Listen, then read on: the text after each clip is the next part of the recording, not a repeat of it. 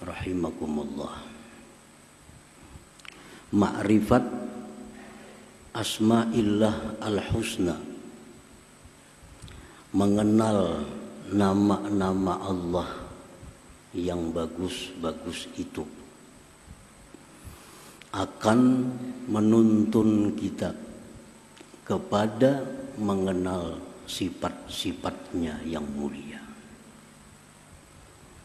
Karena nama-nama itu menunjukkan kepada sifatnya.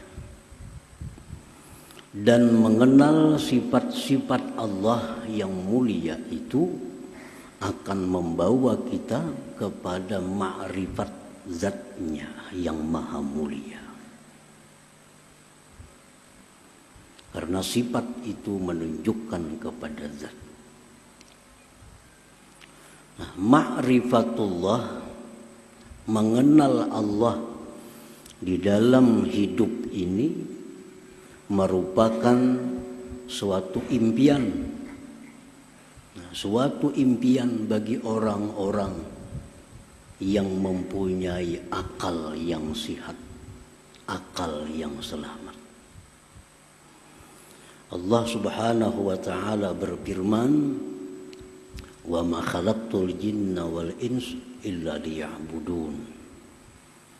Artinya tidak aku ciptakan jin dan manusia melainkan liya'budun, liya'rifun, untuk mengenal aku. Nah, jadi manusia yang punya akal baik, manusia yang punya akal sehat, mereka ingin sekali ma'rifatullah, mengenal Allah Subhanahu wa ta'ala. Nah, para muhibbin, hadirin hadirat rahimakumullah. Di dalam hal ma'rifat kepada Allah ini, manusia ada terbagi tiga. Pertama, kelompok yang disebut dengan la aqla lahum, manusia yang tidak ada akal baginya.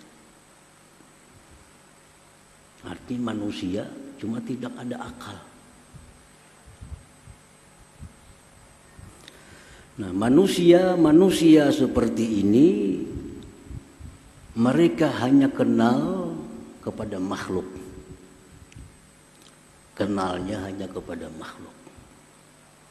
Tidak kenal kepada Al-Khaliq, pencipta dan pemilik semua makhluk itu.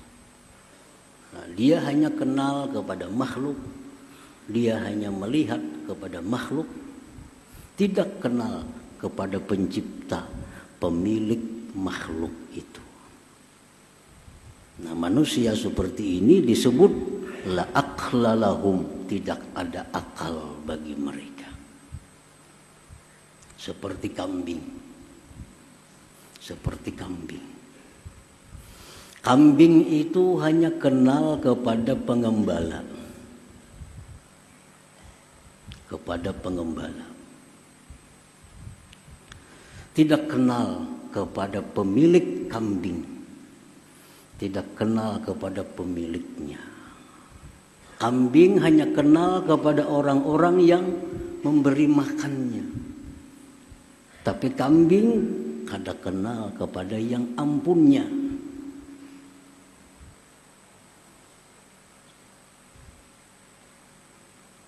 Begitu pengembala datang, kambing senang.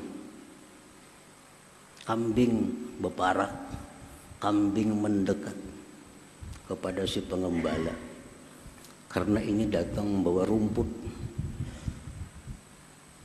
Datang pemiliknya pakai mobil, baju jas, bungas orangnya, kada hira-hiran kambingnya,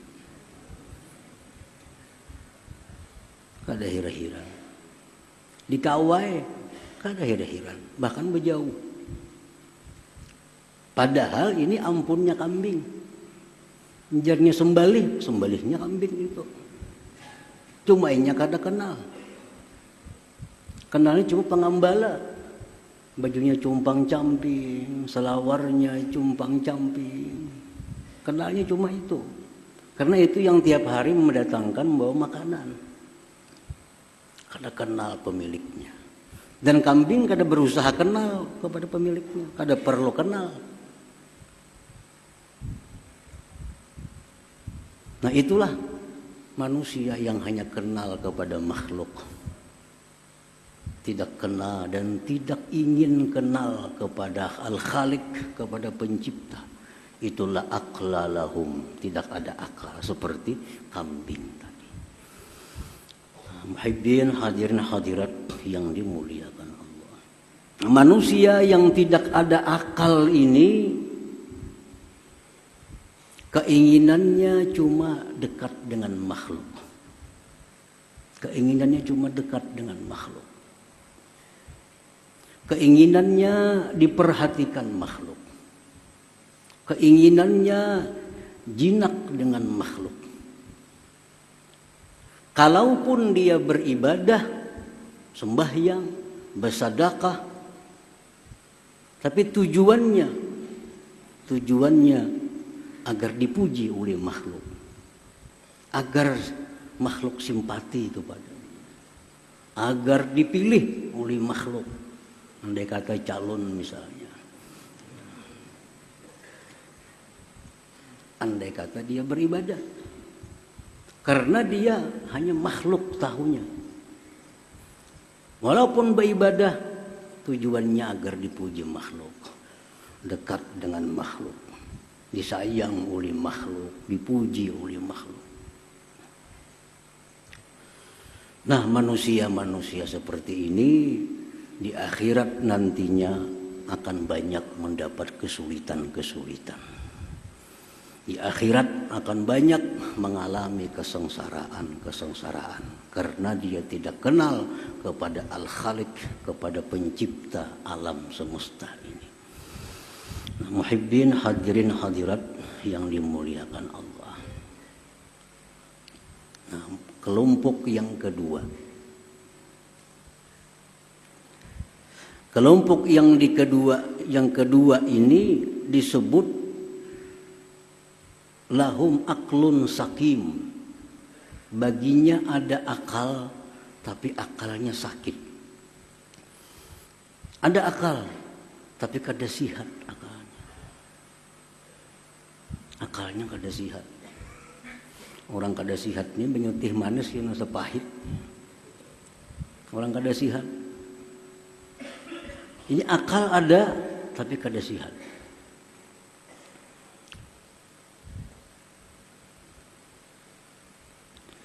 Nah, orang-orang yang kelompok ini dia selalu ingin dapat nikmat Allah. Ingin dapat perlindungan Allah. Ingin mati ke surga. Ingin banyak dapat bidadari. Tapi tidak ada hasrat di dalam hatinya untuk mengenal Allah Subhanahu wa ta'ala.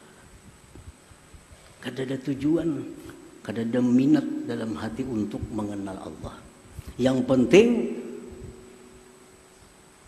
penting dapat nikmat, dapat kebahagiaan, dapat kesenangan dari Allah, dipelihara Allah daripada bala bencana, rezeki diluaskan Allah. Perkara siapa Allah kada perlu tahu. Kada perlu tahu. Nah, ini orang berakal cuma akalnya sakit. Nah, orang seperti ini kalaupun dia beribadah kepada Allah, sembahyang, baca Quran, tapi selalu minta kepada Allah, murah rezeki, selamat dari bala, lunas hutang, mati ke surga, berkumpul dengan Nabi ya pulang di surga minta.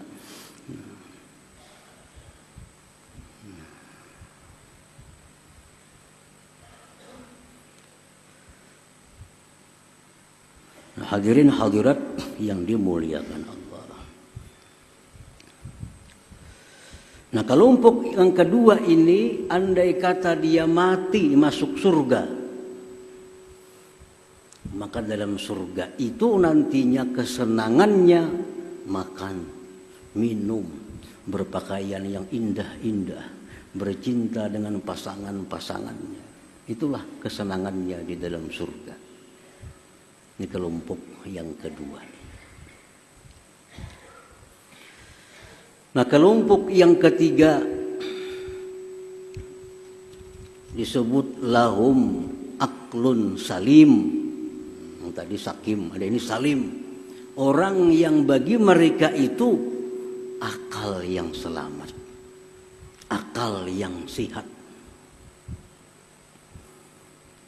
Nah, siapa kelompok manusia yang berakal sihat itu?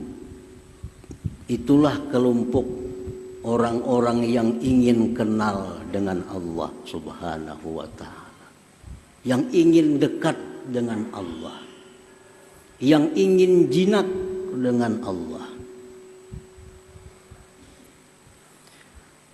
Mereka ingin apabila mendapat suatu nikmat, bukan hanya melihat pengantar nikmat, tetapi ingat kepada yang memberi dan pengirim nikmat itu, Allah Subhanahu wa ta'ala.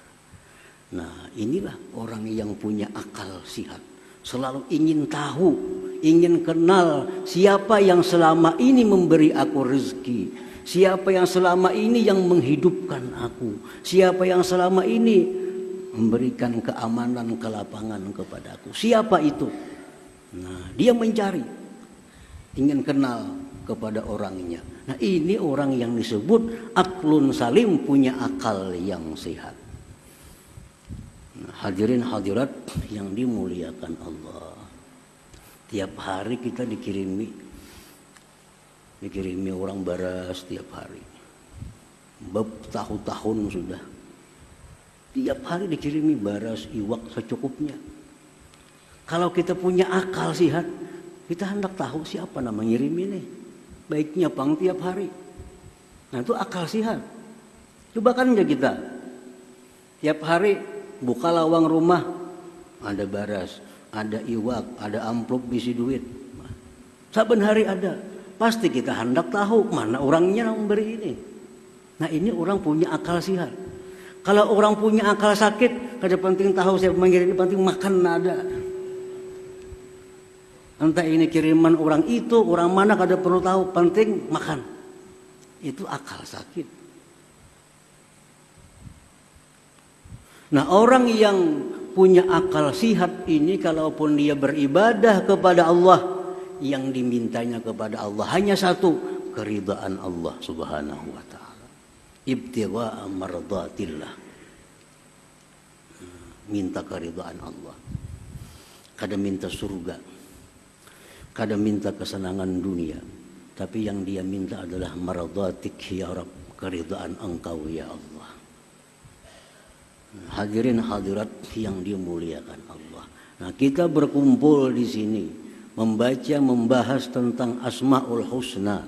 Tujuan kita adalah kita ingin masuk dalam kelompok yang ketiga ini, supaya akal kita ini sehat.